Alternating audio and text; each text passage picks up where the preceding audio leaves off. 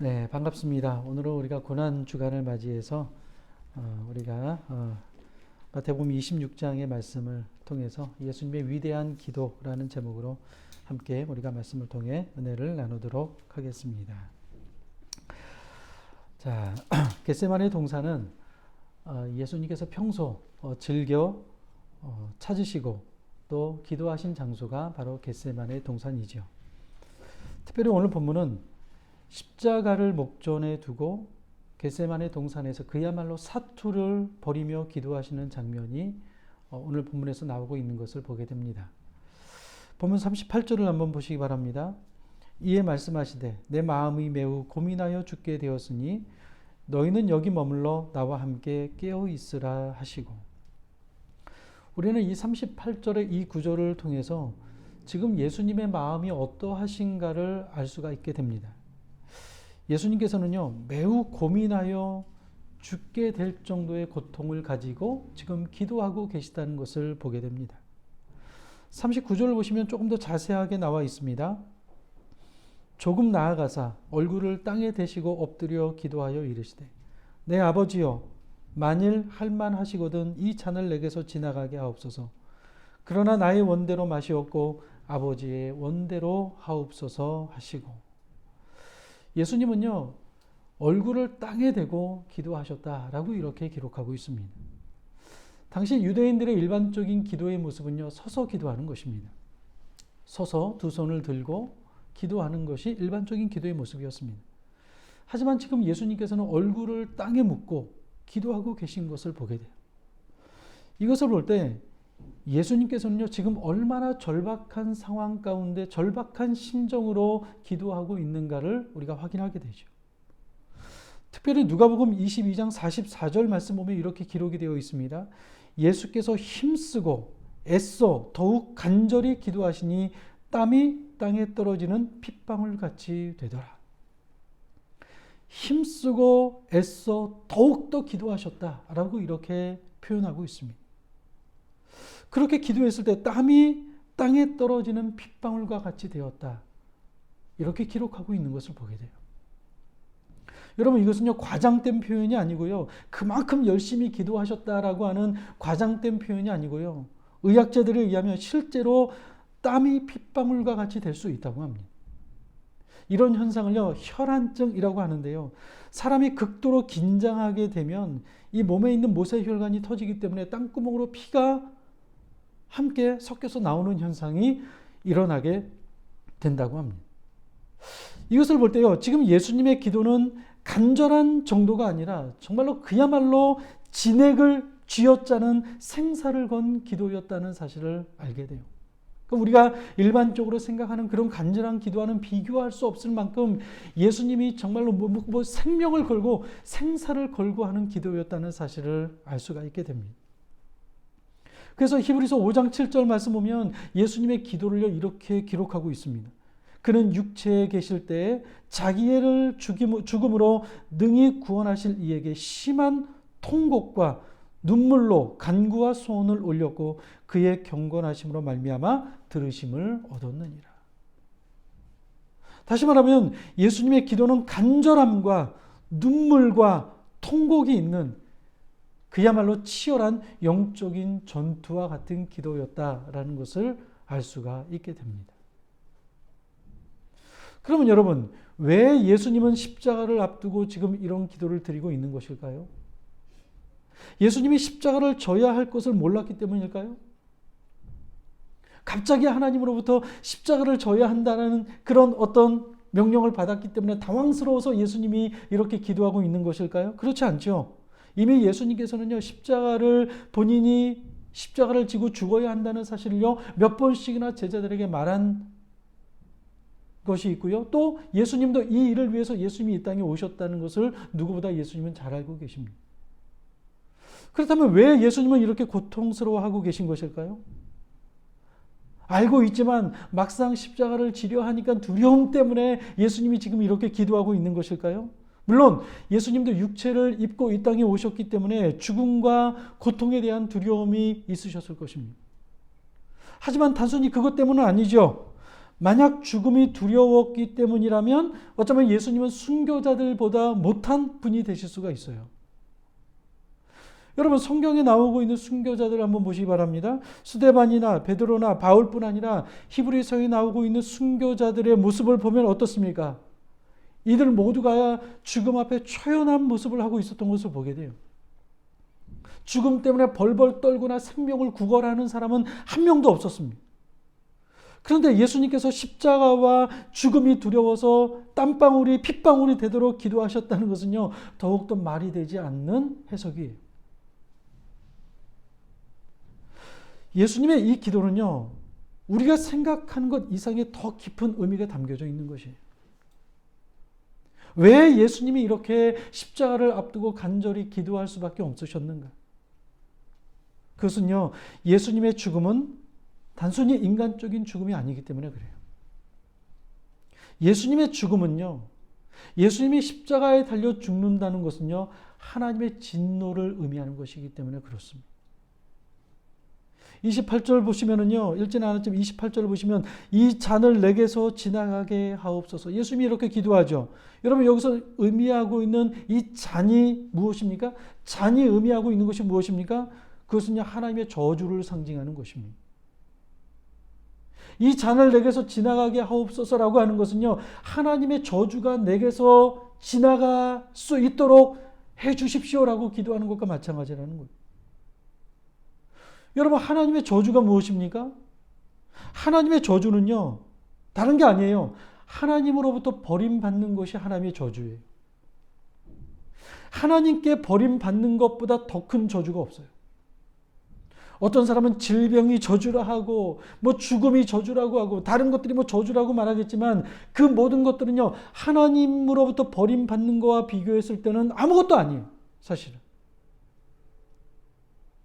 아담과 하와가 에덴 동산에 있는 선악과를 따먹음으로 말미암아 어떤 결과가 일어났습니까? 하나님으로부터 버림을 받게 되었어요. 내가 정령 죽으리라 라고 하는 그 말씀이 이루어졌습니다. 그 죽음이 무엇입니까? 하나님의 저주를 의미하는 거예요. 하나님으로부터 버림받는 것을 의미하는 거예요. 그렇기 때문에 아담과 하와 이후에 태어나는 모든 인류는 하나님의 저주 아래 놓이게 되어 있는 거예요. 지금도 우리가 이 땅을 살아가지만 하나님의 저주를 실감하며 우리가 살아가고 있지 않습니까? 전쟁으로, 지진으로 세상에 들려오는 통곡과 신음소리가 온 땅에 가득합니다. 세상을 보며 서로 미워하고 속이고 강탈하고 죽이는 일들이 날마다 벌어지고 있어요. 지금도 세계 곳곳에는 어떻습니까? 정말로 하나님의 저주가 그대로 드러나고 있는 것을 보게 돼요. 여러분, 이 모든 것들은 자연적인 현상이 아니에요. 하나님으로부터 버림받은 결과예요. 이 모든 것들이. 우리가 이 땅에서 당하고 있는 모든 고난과 아픔과 괴로움과 이 모든 것들은요, 하나님으로부터 받은 저주의 결과인 것이라는 거예요. 저주의 결과예요. 이 저주를 끝내려면 누군가가 대신 이 저주를 받아야 합니다. 그렇지만 누가 감히 하나님의 저주를 감당할 수가 있겠습니까? 이 세상에 있는 그 어떤 사람들, 그 어떤 존재도 하나님의 저주를 감당할 수 있는 사람은 아무도 없어요.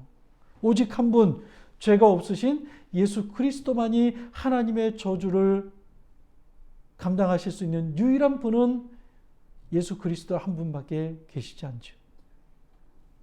지금 예수님은 바로 그 저주의 잔을 받으시기 직전인 거예요.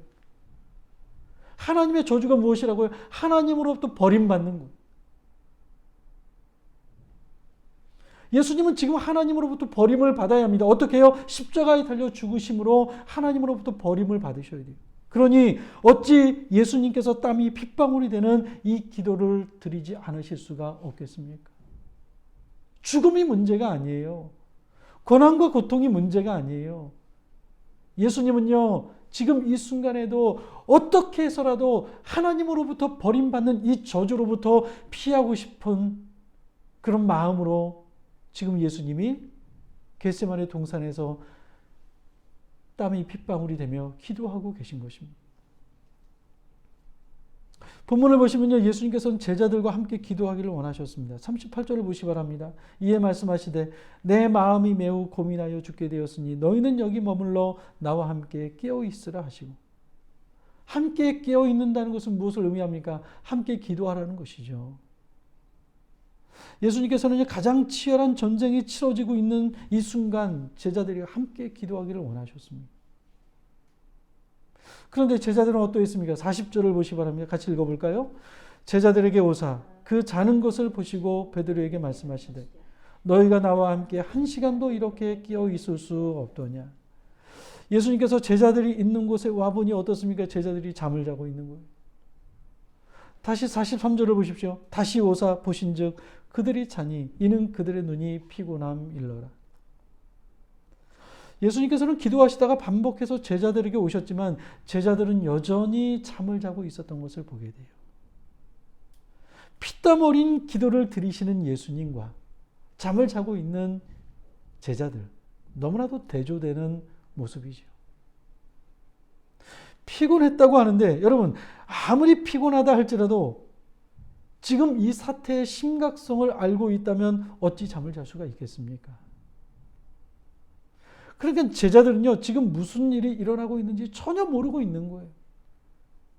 이제 잠시 후에 어떤 일이 벌어질 것인가에 대해서 전혀 감을 잡고 있지 못한 거예요. 제자들을 깨우러 오셨을 때 여러분 예수님의 얼굴을 한번 생각해 보시기 바랍니다.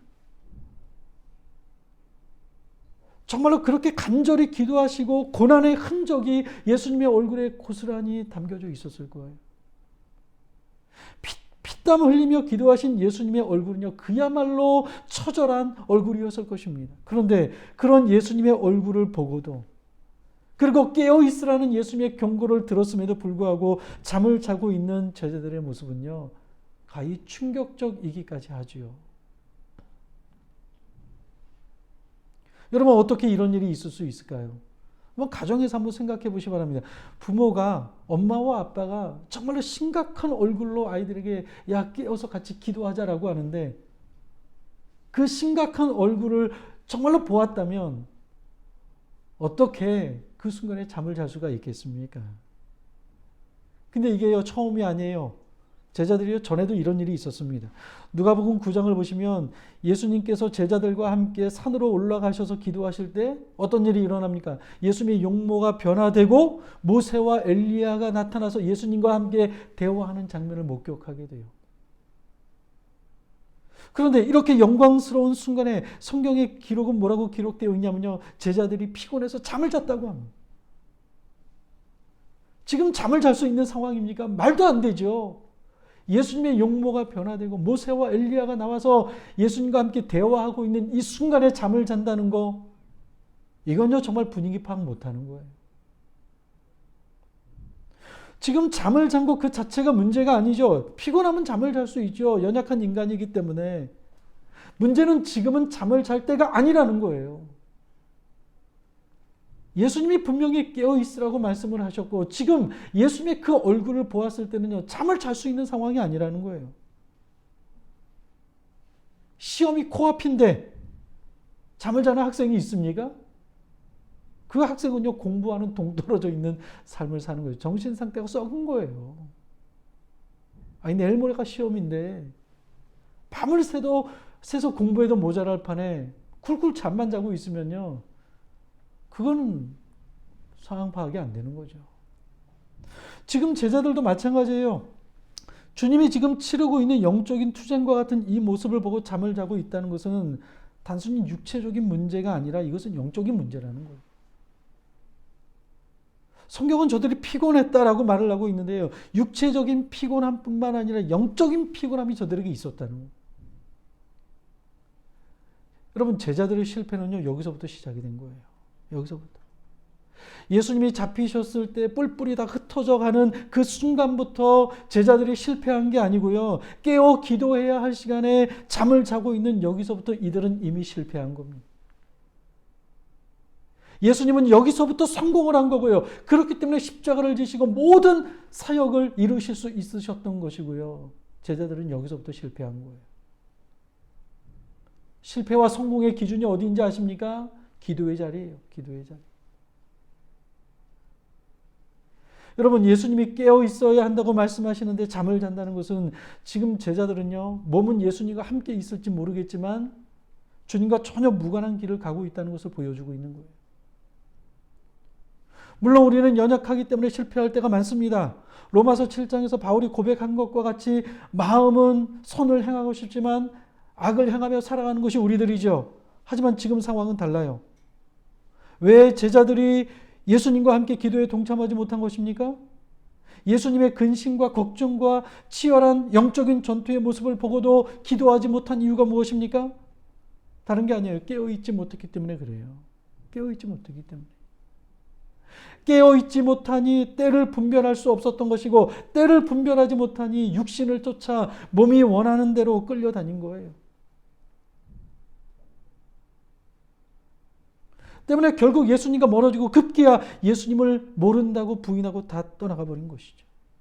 심지어 가룟 유다는 십자가의 대적자의 자리에 서서 예수님을 팔아넘기기까지 하는 그런 일들을 이뤄지게 된 것을 보게 됩니다. 여러분, 오늘 예수님께서는 십자가를 지시기 전 겟세마네 동산에서 기도하심으로 우리가 영적으로 깨어있는 것이 얼마나 중요한 것인가를 말씀하고 계십니다.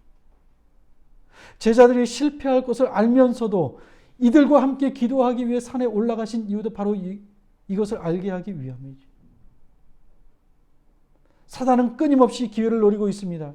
그래서 기도하지 않으면 시험에 들어 예수님과 멀어지고 예수님을 모른다고 부인하게 만들 것이에요. 그런 타이밍을 지금도 노리고 있는 것이죠. 여러분, 여기서 깨어 기도하는 것은 일회성을 말하지 않아요. 지속적으로 깨어 기도하는 것을 말하는 거예요. 우리가 바쁜 세상을 살아가면서 기도하는 것은 힘든 일이지만 그럼에도 깨어 기도하기를 힘써야 하는 이유가, 깨어서 우리가 기도하지 않으면 사단의 시험에 들게 되면 치러야 할 대가가 너무나도 크기 때문에 우리는 깨어서 기도해야 하는 것입니다. 제자들을 보시기 바랍니다. 깨어 기도하지 않은 대가가 어떻습니까? 그 이후에 나오는 제자들의 행적을 보세요. 다 뿔뿔이 흩어져서 도망가고 모른다고 부인하고 저주하고, 깨어 기도하지 않은 그 대가는요, 제자들에게 있어서 그야말로 혹독한 대가를 치르게 되죠. 베드로가 베드로전서 5장 8절에서 이렇게 말씀을 하죠. 근신하라, 깨어라, 너희 대적 마귀가 우는 사자같이 두루 다니며 삼킬 자를 찾나니. 여러분, 이것은요, 베드로가 그냥 묵상하다 쓴 것이 아니라 자기 삶의 고백인 거예요. 과거의 뼈아픈 경험이 묻어 있는 거예요. 깨어 기도하지 않았을 때 우는 사자같이 두루 다니며 삼킬 자를 찾는 그 사단의 유혹에 한번 넘어가 버리게 되면 얼마나 큰 대가를 치러야 하는가를 알기 때문에 베드로가 지금 이런 고백을 하고 있는 것이죠. 여러분, 근데 놀라운 것은요, 기도하지 않는 효력은요, 너무나도 빨리 나타나게 된다는 거예요. 바로 이어서 26장 뒷부분을 보시면 베드로의 처절한 실패의 모습이 나타나지 않습니까? 예수님께서 깨어 기도하라고 했지만 깨어 기도하지 않은 베드로의 그 이후의 모습을 한번 보시기 바랍니다. 예수님을 모른다고 맹세하면서까지 예수님을 부인하고 있는 베드로의 모습을 보게 돼요. 여러분, 이 모두가 베드로가 약해서가 아니에요. 의지가 약해서가 아니에요. 의지만큼은요, 그 어떤 제자들보다 강했던 사람이 베드로이지 않습니까? 다른 사람은 다 주를 떠나도 나는 주님을 떠나지 않겠습니다. 호언장담하던 베드로였습니다. 그런데요, 깨어 기도하지 않으니 내 의지와 상관없이 예수님을 부인하게 되는, 너무나도 부끄러운 고백을 하게 되는 이 장면을 우리가 보게 돼요. 여러분, 기도가 이렇게 중요한 것입니다. 그리스도인에게 기도는 호흡과도 같은 거예요. 5분만 숨을 멈춰보시기 바랍니다. 살아남을 사람이 아무도 없어요. 마찬가지예요. 그리스도인이 깨어 기도하지 않으면 사단의 시험에 넘어가게 되고요. 사단의 시험에 넘어가게 되면 어떤 사람은 사단의 놀이개가 되고 사단의 하수인이 되어서 교회를 망치고 하나님의 영광을 가리는 삶을 살게 되는 거예요. 그러니까 여러분, 사단이 가장 노리는 사람이 누구인지 아십니까? 저 같은 목사를 가장 먼저 노리고 있고요. 교회 중책을 맡고 있는 사람들을 노리는 거예요. 특별히 기도하지 않는 사람들. 바라기는 시험에 들기 전에 깨어 기도하는 저와 여러분이 될 수 있기를 주님의 이름으로 간절히 축원합니다. 겟세마네 동산에서 기도하신 예수님의 이 기도의 모습에서 우리가 배워야 할 것이 있습니다. 아주 중요한 거예요. 39절 한번 보시기 바랍니다. 우리 같이 한번 읽어볼까요? 시작. 조금 나아가사 얼굴을 땅에 대시고 엎드려 기도하여 이르시되 내 아버지여, 만일 할만하시거든 이 잔을 내게서 지나가게 하옵소서. 그러나 나의 원대로 마시옵고 아버지의 원대로 하옵소서 하시고. 저는요, 이 기도를요, 오늘 제목과 같이 예수님의 위대한 기도라고 부르고 싶어요. 예수님은요, 우리가 해야 할 기도의 정상이 무엇인가를 보여주셨습니다. 결국 궁극적으로 우리가 기도해야 할 기도의 제목이 무엇인가를 보여주시죠. 예수님의 기도를 잘 보시면 기도의 초점이 오직 하나예요. 무엇입니까? 하나님 아버지의 뜻입니다. 아버지의 뜻이에요. 공생의 전체를 통해서 우리에게 보여주신 예수님의 분명한 사역이 있습니다. 그것은 무엇입니까? 예수님의 공생애를 통해서 하시는 모든 사역의 목적이 무엇입니까? 아버지의 뜻을 이루기 위함이에요. 요한복음 17장 4절 말씀 보면 이렇게 말씀을 하죠. 아버지께서 내게 하라고 주신 일을 내가 이루어 아버지를 이 세상에서 영화롭게 하였사오니. 예수님께서 이 땅에 오신 목적이 무엇이라고요? 오직 하나예요. 그것이 무엇입니까? 아버지께서 하라고 하신 그 일을 이루기 위해서 이 땅에 오셨다는 거예요. 그것이 무엇입니까? 아버지께서 아들 예수 그리스도에게 하라고 하신 그 일이 무엇입니까? 한마디로 이야기하면 십자가죠. 온 인류의 죄를 대신하여 십자가에 달려 죽는 것이 하나님 아버지의 아들 예수 그리스도를 향한 뜻이었습니다. 지금 예수님은 그 일을 목전에 앞두고 계시죠. 그럼에도 불구하고 아버지로부터 버림받는 이 하나님의 저주를 받는 것에 대한 두려움 때문에 그 앞에서 잠시 멈칫하신 거예요. 그리고 겟세마네 동산에 올라가셔서 아버지여, 할 수만 있거든 이 잔을 내게서 옮겨 주십시오라는 기도를 하나님 아버지께 드리지만, 그럼에도 불구하고 하나님의 뜻에 순종하기 위해서 지금 몸부림치며 땀이 핏방울이 되도록 예수님은 기도하고 있는 이 모습을 우리가 보게 되는 것입니다. 여러분, 하나님의 뜻에 온전히 순종하는 삶은요, 쉬운 게 아니에요. 하나님의 뜻을 따른다는 것은 마치 중력을 거스르는 것과 마찬가지예요. 죄인된 인간은요, 본성적으로 하나님의 뜻을 거스르는 삶을 살아가는 것을 좋아해요. 그래서 여러분, 기도로서 우리는 순종의 훈련을 해야 합니다. 지금 예수님께서 기도하신 이 기도를 우리가 본받아야 돼요. 하나님의 뜻을 이루기 위해서는, 하나님의 뜻대로 우리가 삶을 살아가기 위해서는 내 의지를 가지고는 전혀 할 수 없는 것이고요. 하나님의 아들이셨던 예수님, 이 땅에 십자가를 지러 오셨던 예수님이지만 그럼에도 불구하고 하나님의 뜻을 따르고 순종하는데 멈칫할 수밖에 없으셨다면 우리는 어떻겠습니까, 여러분? 쉬운 게 아니라는 거예요.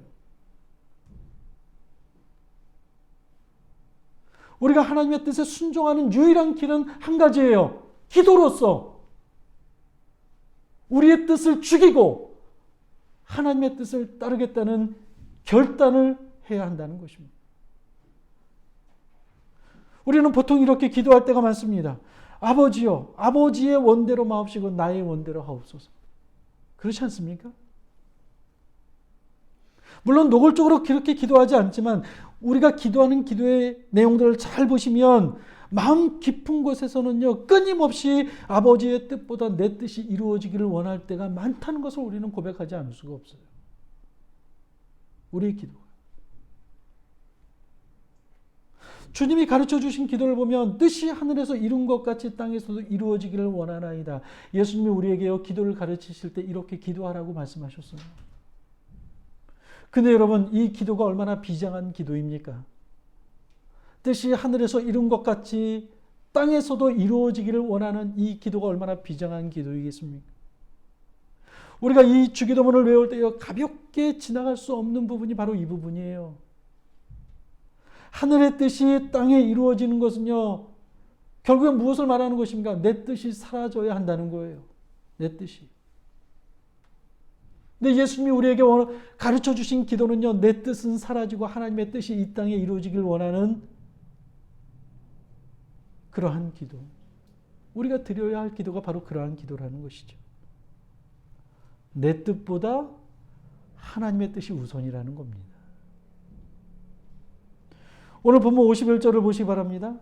우리가 읽지는 않았지만 51절을 보시면은요, 기도를 끝내고 내려가실 때 베드로가 예수님을 기다리고 있던 무리에게 칼을 휘둘러서 대제사장의 종이었던 말고의 귀를 떨어뜨리는 것을 보게 돼요. 예수님은 베드로를 책망하시며 칼을 거두라고 말씀하시죠. 어쩌면 베드로는 이렇게 생각했을 겁니다.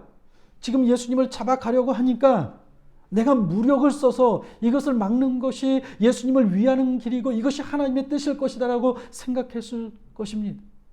그러니 과감히 칼을 뽑고 말고의 귀를 잘랐던 것이죠. 근데 여러분 착각이에요. 주님을 위한 것이라고 하지만 그렇지 않다라는 거예요. 도리어 주님의 사역을 방해하는 거예요. 주님을 위해서 한 일이지만 주님을 위한 것이 아니라는 거예요. 근데 여러분 베드로의 이 모습이 우리가 자주 범하는 실수이기도 해요. 베드로의 이 모습이. 우리도 우리의 뜻이 하나님의 뜻이라고 우길 때가 많습니다. 왜 세상이 이렇게 혼란스럽습니까? 왜 교회가 혼란스럽습니까? 왜 다툼과 분열이 생겼습니까? 왜 이렇게 교단이 많아졌습니까? 왜 이렇게 부활절 연합 예배를 드리는 것이 많아졌습니까? 모두가 자신의 뜻이 자신이 하나님의 뜻을 따른다고 소리치고 있기 때문에 그래요. 내가 맞다라는 거예요. 내가. 그래서 어떤 사람들은요, 자기에게 유리한 성경 구절을 가지고 와서 하나님의 뜻이 여기에 있다고 말하는 사람도 있어요. 하지만 나는 알아요. 내가 하나님의 뜻을 따른다고 하지만 사실은 자신의 욕망이 그 안에 투영되어 있다는 사실을 알고 있지만 말은 하지 않는 거예요. 하나님의 뜻을 끌어다가 내 욕망을 이루려고 하는 그것이 하나님의 뜻이라고 믿고 싶은 착각 속에 있는 것이죠. 베드로와 같은 실수를 범할 때가 많아요. 나는 열심을 다해서 주님을 위해서 했습니다. 사실은 그렇지가 않아요. 베드로의 마음도 주님을 위해서 한 게 아니라 자기 자신을 위해서 한 거예요. 왜요? 주님이 없으면, 예수님이 없으면 내가 꿈꾸던 모든 것들이 다 물거품이 되잖아요. 주님을 위한 것이 아니라는 거예요. 그래서 여러분 우리가 기도할 때마다 우리 자신을 계속해서 확인해야 됩니다. 하나님의 뜻이 무엇인지 묻고 또 물어야 돼요. 여러분이 지금 기도하고 있는 기도의 제목들 하나님이 들어주실 수도 있고 들어주시지 않을 수도 있어요. 근데 여러분 그 과정에서 우리가 반드시 해야 될 것이 무엇이냐면 하나님의 뜻이 무엇인지 또 묻고 물어야 한다는 것이에요. 철저히 우리 육신의 생각을 십자가에 못 박는 이 작업을 매일매일 해야 하는 것입니다. 예수님은 제자들에게 주기도문을 가르쳐 주실 때 뜻이 하늘에서 이루어진 것 같이 땅에서도 이루어지리이다 이 말씀을 하셨을 뿐만 아니라 예수님은 그대로 행동을 하시죠. 오늘 본문에서. 오늘 예수님의 기도를 보시기 바랍니다. 십자가를 앞두고 나의 원대로 마시옵고 아버지 원대로 하옵소서. 아버지여 할 수만 있다면 이 잔을 내게서 옮겨 주옵소서. 그러나 나의 원대로 마시옵고 아버지의 원대로 하옵소서. 예수님은요 주기도문을 가르쳐 주셨을 뿐만 아니라 가르쳐 주신 그 기도 그대로 살아가셨던 분이 바로 예수님이시죠. 여러분 겟세마네 기도는 포기의 기도입니다. 우리는 우리의 바램과 하나님께서 원하시는 것 사이에 끼어져 있어요. 그 중간에. 어쩌면 우리는 날마다 겟세마네 동산에 있는지 모르겠습니다. 왜냐하면 우리 안에서 날마다 이 싸움이 벌어지고 있기 때문에, 내 뜻과 하나님이 원하시는 뜻 사이에 치열한 전쟁이 벌어지고 있기 때문에 우리는 어쩌면 날마다 겟세마네 동산에 있는지도 모르겠습니다. 우리는 내가 원하는 것을 이루어내려고 수단과 방법을 가리지 않는 시대를 살아가고 있습니다. 세상은 당신이 원하는 것을 이루는 일을 위해서는 무엇이든 하라고 우리를 부추기죠. 그것이 성공이라고 말합니다. 세상 사람들이 박수를 쳐주는 그 일을 이루는 것이 성공이라고 말해요. 우리 안에 있는 육체의 소욕이 얼마나 강합니까? 무엇인가를 욕망하는 순간 여러분 다른 것은 보이지 않아요. 갈라디아서 5장 17절 말씀 보면 이렇게 말씀하죠. 육체의 소욕은 성령을 거스르고 성령은 육체를 거스르나니 이 둘이 서로 대적함으로 너희가 원하는 것을 하지 못하게 하려 함이니라. 육체의 소욕을 꺾지 않으면 우리의 기도는 정욕적이 된다는 거예요. 한마디로. 정욕은 쉽게 사라지지 않고 언제나 하나님의 뜻과 대치하는 것을 보게 돼요. 나의 원대로 했을 때 찾아오는 순간적인 기쁨을 가리켜 우리는 쾌락이라고 부릅니다. 쾌락은 달콤하지만 뒷맛은 쓰지요. 단맛은 잠깐이지만 쓴맛은 아주 깁니다. 베드로를 보세요. 육체가 원하는 거, 피곤하니까 잠을 자는 거예요. 깨어 기도해야 할 시간에 기도하지 않았던 육체의 소욕을 쫓아 살아가게 된 끝맛은요, 너무나도 길어요. 참혹해요. 그러면 어떻게 해야 우리가 순종의 삶을 살 수 있을까요? 여러분, 순종은요, 기도의 힘에서 나오는 거예요. 예수님도 기도하셨습니다. 나의 원대로 마시옵고 아버지의 원대로 하옵소서. 주님이 땀이 핏방울이 되도록 기도하셨습니다. 순종을 향한 무서운 기도를 하셨어요. 그리고 이 기도에서 승리하셨기 때문에 예수님은 끝까지 승리할 수 있으셨던 것입니다. 여러분, 우리가 우리의 소욕을 누르고 내 뜻을 누르고 아버지의 뜻을 따르는 삶을 살기 위해서는 반드시 필요한 것이 무엇이냐? 기도라는 것입니다. 기도. 우리는 불순종의 아들들이었습니다. 에베소서 2장 2절을 보시면 이렇게 말씀을 하죠. 그때 너희는 그 가운데서 행하여 이 세상 풍조를 따르고 공중의 권세 잡은 자를 따랐으니 지금 곧 불순종의 아들들 가운데서 역사하는 영이라. 이게 우리의 과거의 모습입니다.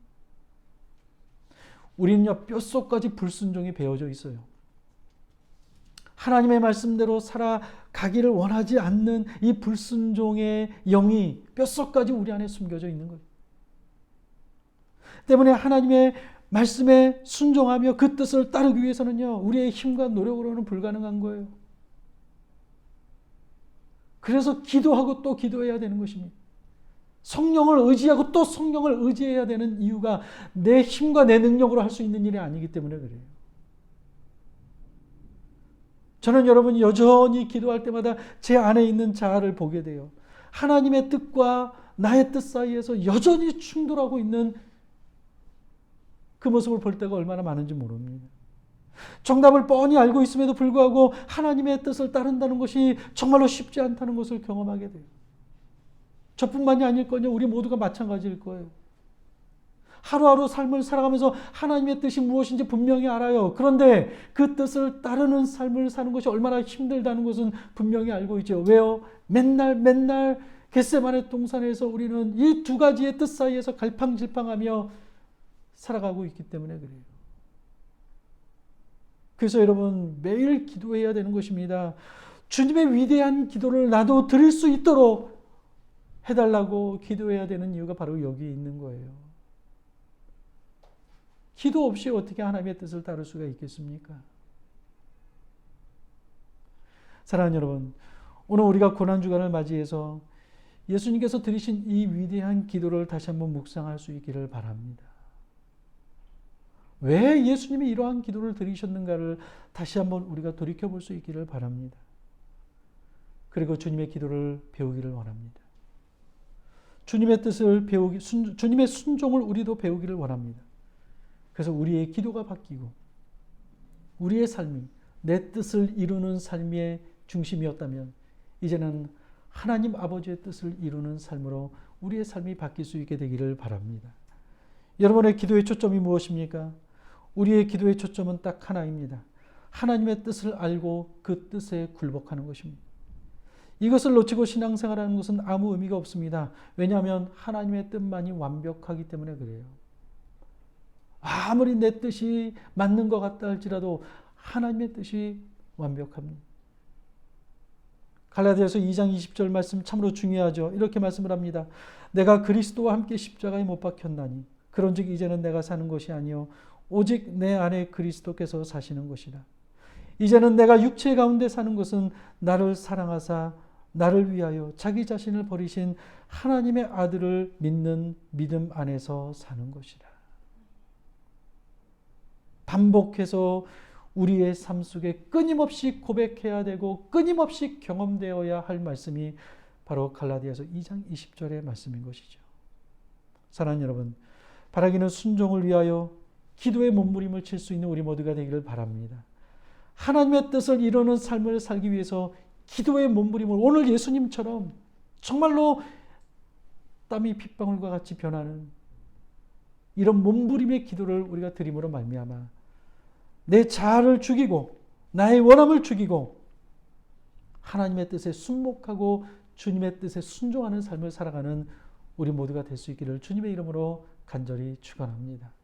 고난주간을 맞이해서 여러분 한 주 동안 주님의 이 순종을 배우며 주님의 이 순종을 따라 살아가는 이 한 주가 될 수 있기를 주님의 이름으로 간절히 축원합니다.